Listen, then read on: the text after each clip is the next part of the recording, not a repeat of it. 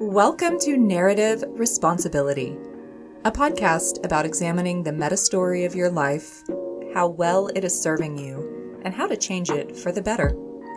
I'm Elena Wolf, relationship coach and life alignment mentor, and this is this week's New Perspective. Hi there! I'm so glad you're here today. This is episode 20, The Ugly Duckling, an MBTI Fable. So first of all, I'm going to give a disclaimer about my voice. I have been sick for the last week. I started coming down with something as I was editing last week's episode, and by the next day, I was definitely ill, not just oh yeah, that was allergies or something. So I think I can get through talking, but you are definitely treated to my lowest register. Enjoy. And also, since I did not have a lot of brain capacity after being in bed for 2 days and then basically having half-day capacities for work the rest of the week, I really didn't have my normal amount of preparation time for this episode. So I just decided to stick with the framework of MBTI and give an expanded look at how it can be used as a lens of interpreting a situation. Basically, how can you use this idea, this framework of psychological type to create a different story out of an experience that you had. Specifically, I'm going to tell you more about my story because, of course, the most compelling accounts are always the first-hand ones. Primary source documents, as our history professors like to call them. So here is a primary source document about the power of the Myers-Briggs.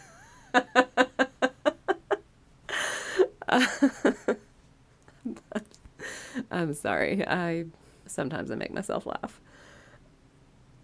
The general flow on this episode will be a quick reminder or maybe primer for some of you on how we as humans form emotional beliefs, basically how we form these inner narratives that we use to interpret our realities, and then how I experienced my family and culture before I knew type, a quick review of the MBTI binary quality pairs, and then finally re-examining my experience with that lens of type in mind. And I hope the story time angle will really anchor the framework of type in a more concrete way for you as you listen in. Plus, who doesn't love a good parable, right? So, as a starting point, an overview of a child's belief creation or belief imprinting process. So, as humans, we come into the world without knowing much of anything. We have experiences, and they make our bodies feel things. Our bodies remember and make associations. One experience may or may not have a permanent association, whether good or bad. Basically, that's going to depend on the severity of our response to a particular stimulus, what happened before and after, and if that was repeated, and, if it was repeated, did it go the same way or did it go differently? And a lot of the associations that we make have to do with our relationships to other people, how we relate to them, how they relate to us. Things like, do they comfort us tenderly and make the bad things less bad? Or do they ignore us? Or maybe even get hostile toward us when we do certain things or when certain things happen? We're like little sponges and we just kind of soak in everything. And we're constantly reevaluating and shifting our associations as new ones come in, just kind of trying to make sense of it all. This is not necessarily a conscious level process. This is just how our memories are forming, how our memories are being filed according to the emotional tones that we experienced. And as we start to have more and more associations, with different actions, with different situations, with different people, we will adjust our actions to get more of the positive and less of the negative experiences. As babies, toddlers, very young children, this is pretty instinctive. As older children and honestly even into adulthood, It's sometimes kind of semi-conscious and sometimes entirely calculated. Basically, we either form or reiterate or undermine previously formed beliefs based on the responses that we get. If I do A and then B, bad thing happens, then A must be bad. I don't want to do A. And depending on, how our caretakers in our culture indicate that A is bad, we might form a belief that doing A is the same as being A. Let me ground this in an example so you can understand a little better what I mean. If you have a small child and, they're squabbling over a toy with a sibling and they hit, because that's their anger and their frustration, and that feels natural to them to express it that way. And you say, don't hit your brother. Hitting is bad. Good kids don't hit. Like, if you're saying that as an adult, you think that you're sharing a correction, that, hey, don't do that behavior because we don't want you to be bad. Don't do it going forward. Don't be bad going forward. But to a child who was just caught hitting someone, that can actually sound like, you did a bad thing that a good kid wouldn't do. Therefore, you are bad. And that might not be what the parent meant, but that can easily be what the child receives, because we're making these associations implicitly a lot of the time. That means we might not be getting the actual direct words, you're bad. We're making an inference based on information around what happened. So in this case, we don't have to say, you're bad, for the child to start to believe it, or at least fear that it might be true, that they might somehow be capable of becoming bad or being bad. And if they're bad, is that going to jeopardize the love and acceptance of their caretaker? And so they start to choose their actions out of fear, not necessarily out of authenticity. They're choosing actions to avoid being bad, not because those are the actions they want to take or the actions that really align with how they're feeling or what their needs are. Repeat this type of emotional association making 100 times a day all throughout childhood, and you can form 1,000 fear-driven beliefs that no one around you ever intended you to have. And that's on top of anything that you were explicitly taught about how to act and what to do and who to be. As people, we need other people. We need to be accepted. We need to be loved. And if we don't feel confident in having that no matter what, then we change our behavior to make sure as best we can that we're going to get it in the ways that we know how to. So let's look then at the case study of my childhood and the experience I was having within my family. I'll set the stage by saying a lot of my family culture was set by my dad's mom, my grandmother. She was an educated, opinionated, bossy, busy woman. I adored her, by the way, and she taught me a whole lot of wonderful things that I will be grateful for the rest of my life, and she would agree with all of those statements. She was very social. I'm talking like 5 or 6 days per week. She had some kind of social engagement, and she was very community-minded, charity-minded, volunteer-minded. She kept an immaculate home. She was almost never truly idle or at rest. And even the times that she basically chose to direct her attention toward self-improvement. This might be, reading literature, reading history, reading literary fiction. She wasn't necessarily into self-help books, or anything like that, but definitely someone who liked to read important works. She was very proper, very gracious, and very image-oriented. So that was one template that I was given for how to be. And the other came from my parents. They are both field biologists and nature lovers. They can spend hours outside every day. In fact, they do that every day, like all throughout the year in and year out.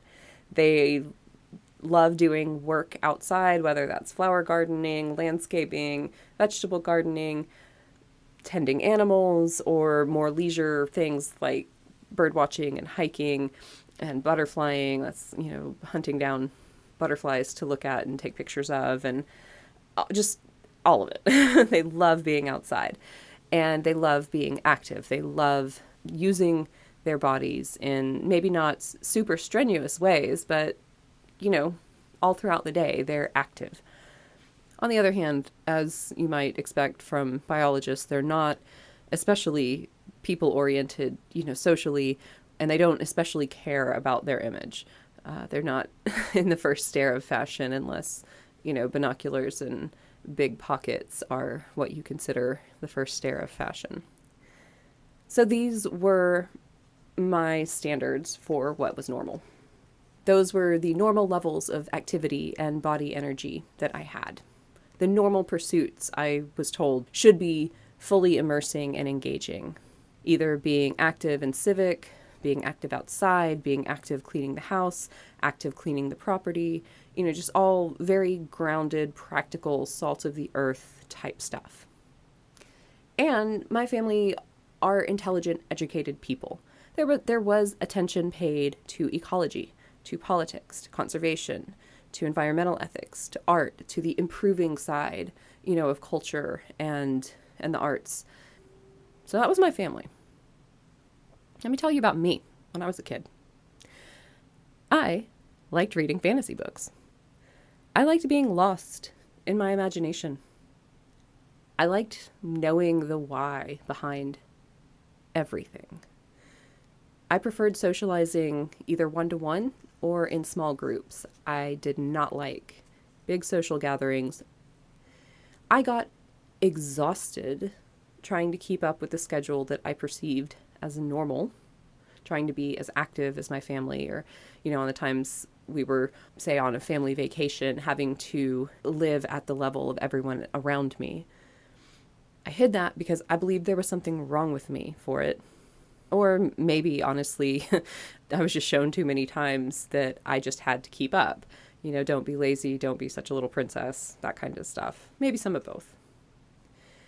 I often found myself paralyzed when I was asked to do things because I was kind of just told to do it, and the adults found it obvious and expected that I would see what was obviously to be done. And I couldn't sometimes. I just really did not understand what I was being asked to do, like what the flow of that action was supposed to be. I struggled with insomnia. The lights would go out and my mind would come alive, and I'd get more and more awake as the night went on. I couldn't just turn it off as I was told to. Counting sheep did nothing. None of the advice that I was given did anything to help. So I just felt like some kind of freak who couldn't even figure out how to fall asleep. I felt like I could only share with my family the parts of me that looked like them.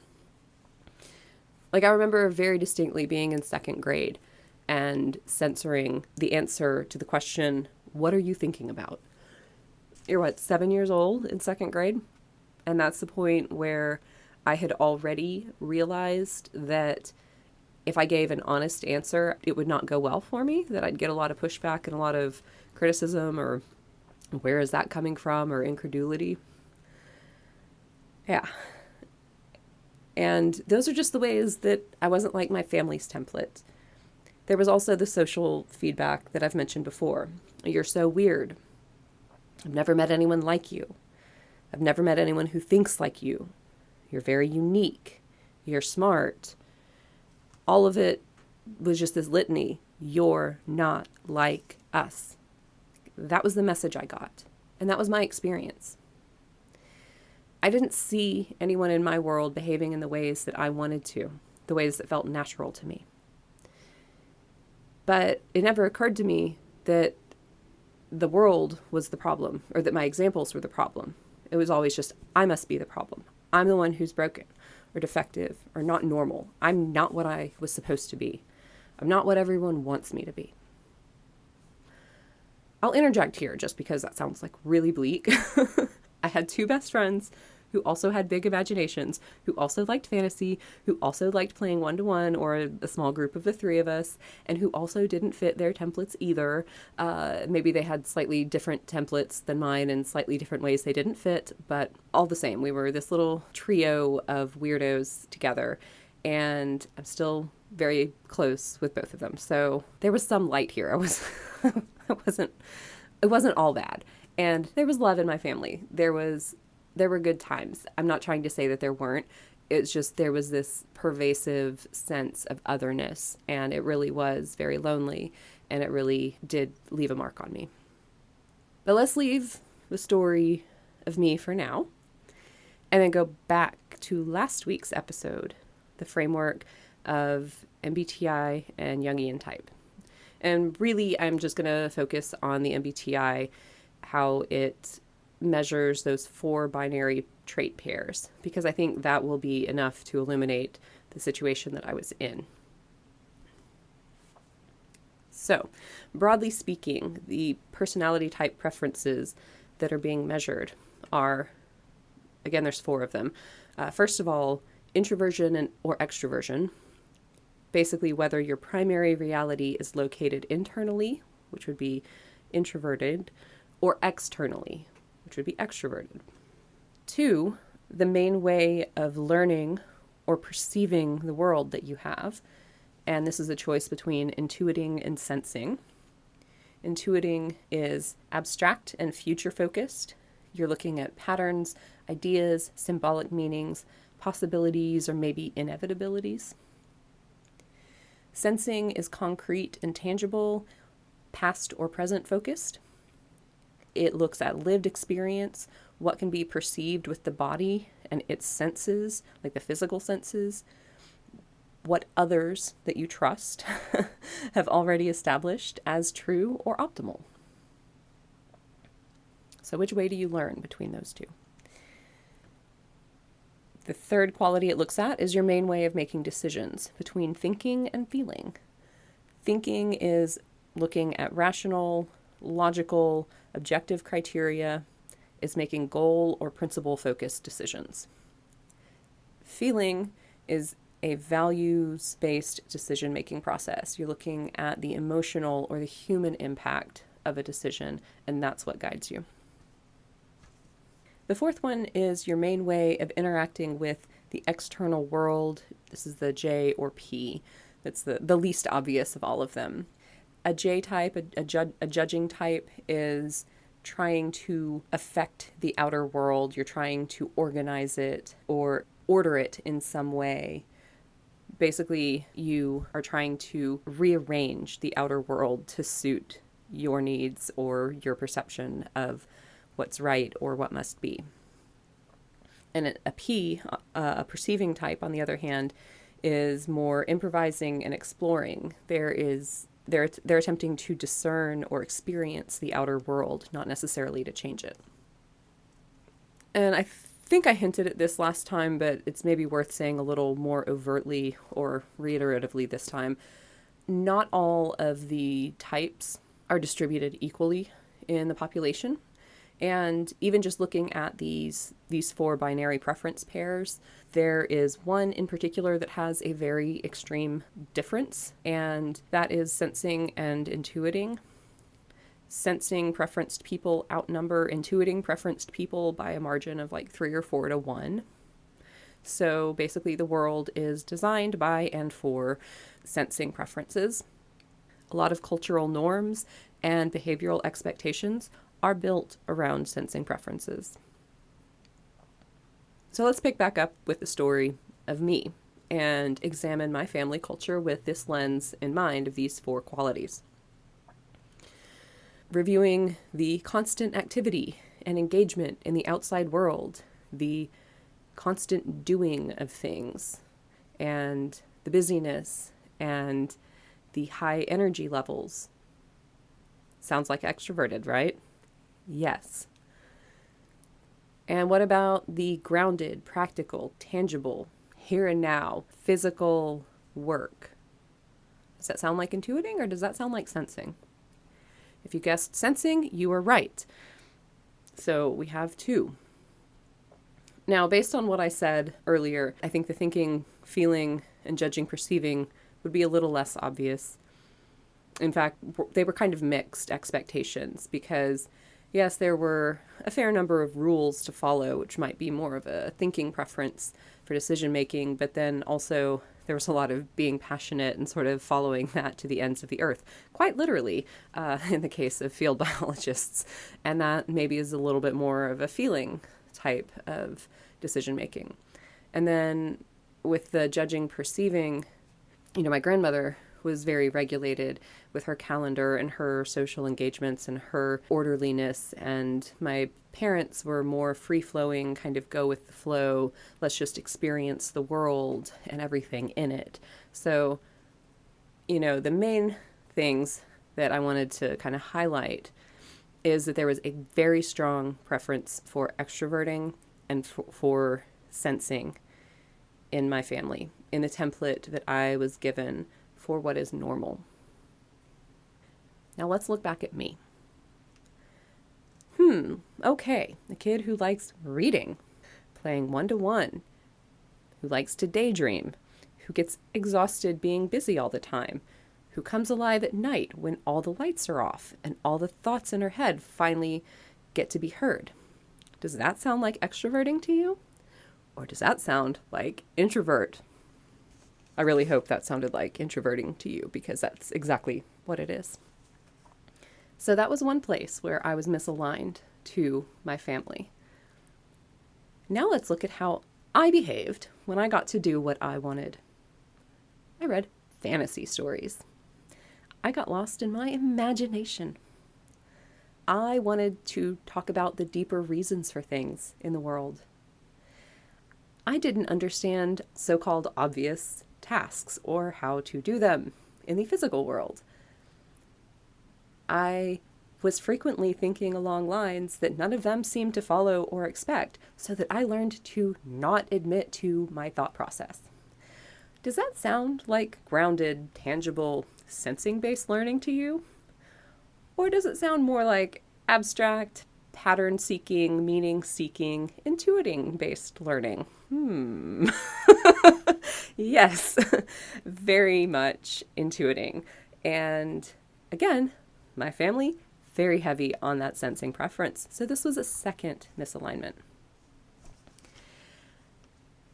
The others were less misaligned because, of course, I had two different templates. One from my grandmother thinking, and then my parents expressing feeling. One from my grandmother expressing judging, and then my parents expressing the perceiving. The J and the P, the T and the F. But even just having those two pairs out of the four misaligned, I cannot overstate how painful that was for me to feel so different from my family, from my role models, my guides, the people who were supposed to teach me how to be in the world, the people who were supposed to love me. I mean, they did love me, but sometimes it was really hard for me to hear that because there was this constant refrain in my mind, this constant recognition of being different and feeling inadequate, feeling weird, and sometimes being told I was lazy or difficult or confusing, complicated, fussy, sensitive. Every time I said or did something that they didn't expect or that didn't live up to what they thought I should be capable of or whatever else, that was the message that I heard. They loved me. They just also expected me to be like them, and they couldn't understand why I struggled with that. They couldn't help me understand why I struggled with that. And the reality is that no amount of love can make up for not being allowed to be what you are, for not being celebrated for being what you are. Because you can't change what you are. All you can do is lie about it. and then worry what's going to happen if somebody ever finds out the truth. And really what happens is you get older and the lie becomes more and more exhausting, and you run yourself into burnout and realize that your entire life is misaligned with what your actual needs are, and then you have to, tear it down and start all over. And, 0 out of 10, cannot recommend. Anyway, why was this the case? Like, why was it so hard for my family to explain this to me, or for me to, to understand this? Well, here's the thing. My family didn't know type. It's not that type didn't exist. As we talked about, it's been around since the 1940s, and Jung's work has been around since the 1920s. But for a long time, it was confined to, kind of corporate use and specialty educators. It wasn't broadly in the cultural awareness the way it is right now with the internet. So as it happened, no one in my family had ever worked in a job that talked about type. So they didn't have language around things like being introverted or being extroverted, or being abstract versus being concrete.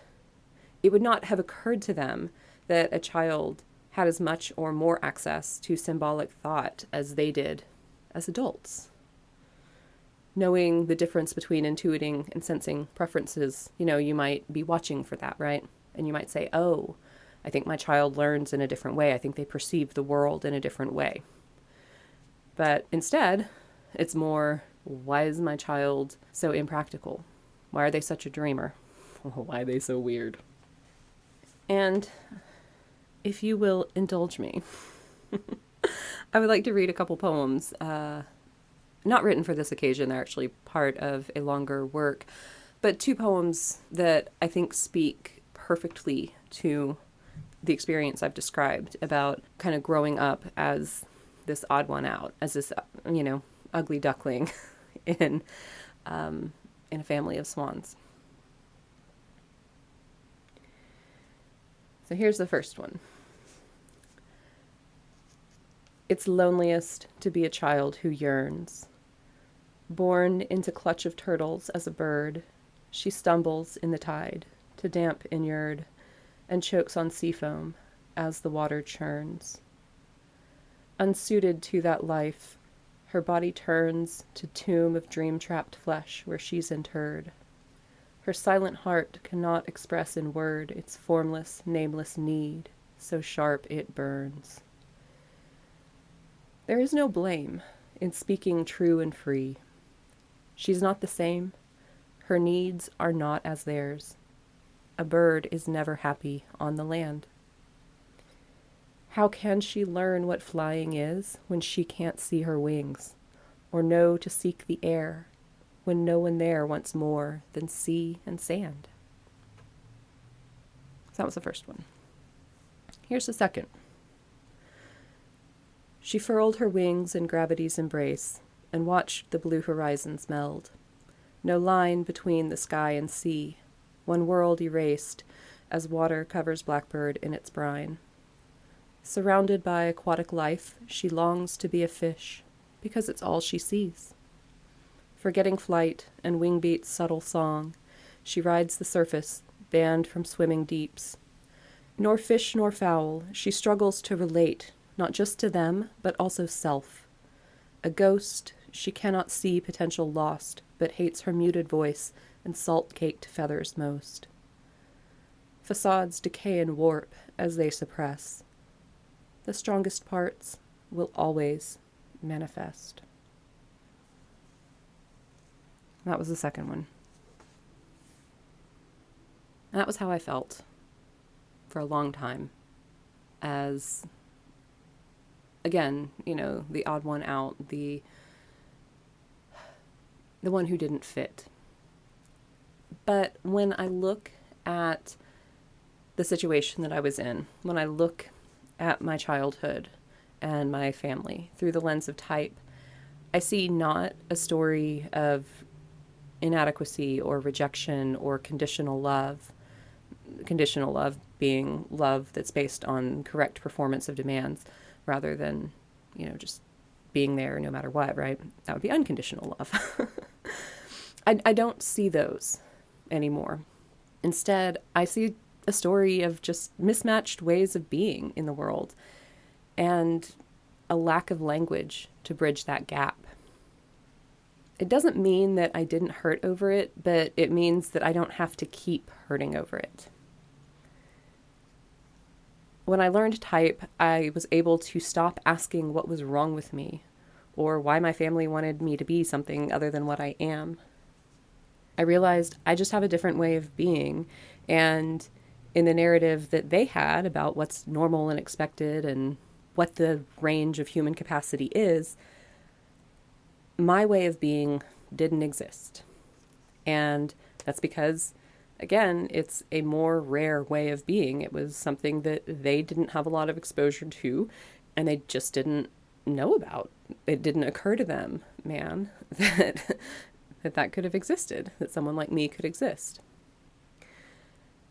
And that is a huge change of emotion and of the, kind of potential that exists for connecting and being part of that family unit.